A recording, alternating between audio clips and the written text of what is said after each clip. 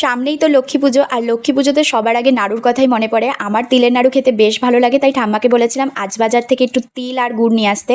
তিলটা প্রথমে একটু বেছে নেব, কারণ তিলে অনেক সময় কালো কাকড় থাকে, কিন্তু আজকের তিলটা বেশ পরিষ্কার ছিল। তারপরেই লাল লাল করে একটু ভেজে নেব শুকনো কড়াইয়ে তিলটা। তিল থেকে যখন সুন্দর একটা গন্ধ বেরোবে তখন বুঝতে পারবে যে তিলটা ঠিকঠাকভাবে ভাজা হয়ে গেছে। কড়াইতে এবার 1 কাপ মতো জল দিয়ে তার মধ্যে দিয়ে নিলাম গুড়, আর 100 গ্রাম তিলে 200 থেকে 250 গ্রাম মতো গুড় দিলেই তবেই গুড়ের পাকটা বেশি ভালো আসবে। এই রেশিওটা তোমরা মনে রাখবে।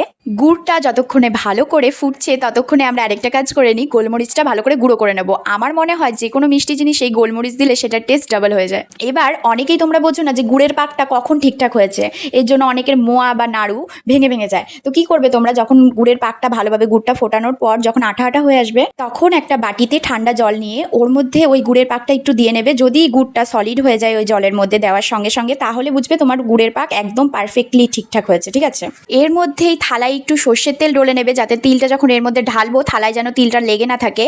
এবার গুড়ের মধ্যে তিলটাকে দিয়ে সঙ্গে সঙ্গে নাড়িয়েই নামিয়ে নিতে হবে থালার মধ্যে, নাহলে তিলটা কড়াইয়ের মধ্যে আটকে যাবে। এবার হাতের মধ্যে একটু তেল আর জল দিয়ে গোল গোল করে পাকিয়ে নিলেই হয়ে যাবে নাড়ু।